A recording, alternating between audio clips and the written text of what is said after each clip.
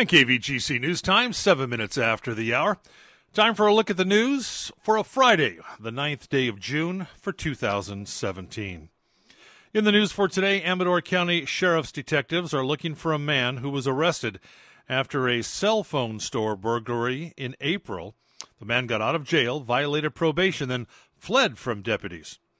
34-year-old Jeffrey Kay was seen by two Amador Sheriff's deputies in Jackson who knew he was wanted for a parole violation. When they tried to arrest him, Kay ran. One of the deputies suffered minor injuries in the foot chase. Kay was jailed back in April for possessing stolen property after the burglary of Cricket Wireless in Martel. If you know Kay or know of his whereabouts, contact Amador's Secret Witness at 223-4900. An Ione teen was flown to a Valley Hospital after suffering major injuries in a wet weather crash yesterday morning. The crash happened around 10:30 yesterday morning on Comanche Road north of Kern Road. The 17-year-old female was driving a pickup and failed to slow for a curve in the roadway, which was wet and slick from the rain. She lost control and the pickup rolled over. The teen was trapped in the vehicle and had to be extricated with the jaws of life and then flown to Kaiser South Hospital with major injuries. The CHP wants this to serve as a reminder of how dangerous the roads can get when it rains and urges people to use caution.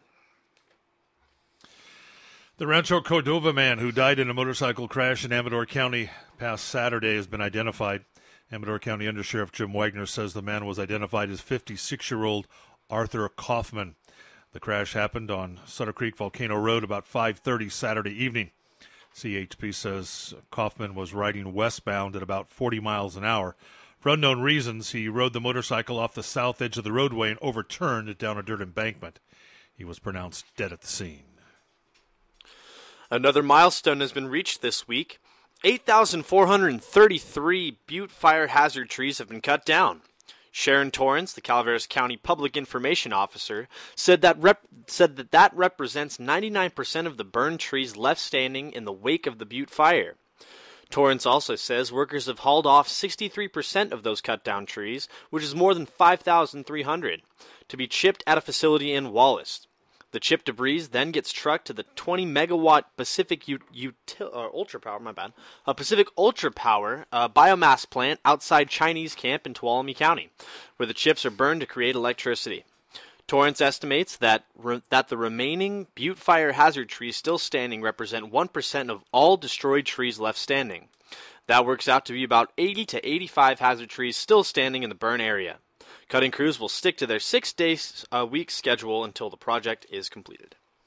And the Amador County Fair is moving and grooving this year. Blue ribbon and countywide bragging rights await the winner of hundreds of classes that can be entered in the annual fair competition. The exhibitor guide for the Amador Fair offers a wide variety of classes for anyone who wishes to enter their own original handiwork, art, garden produce, or culinary creations. Categories are open to all ages. Most entry forms and fees are due on Friday, July 7th by 6 p.m., with actual exhibits not due until just before the fair. The complete entry and judging schedule is available in the guide. Residents of Amador, El Dorado, Calaveras, and Tuolumne counties are eligible to enter most divisions. The exhibitor guide is available online at AmadorCountyFair.com. A limited number of spiral-bound copies are available for purchase at the fair office for $8. For more information, you can always call the fair at 245-6921. After some scary moments during a training exercise with firefighters from the Ebbets Pass Fire District and Central Calaveras Fire District, the Calaveras County Search and Rescue Team has a strong warning for people wanting to jump in a river. Don't do it yet.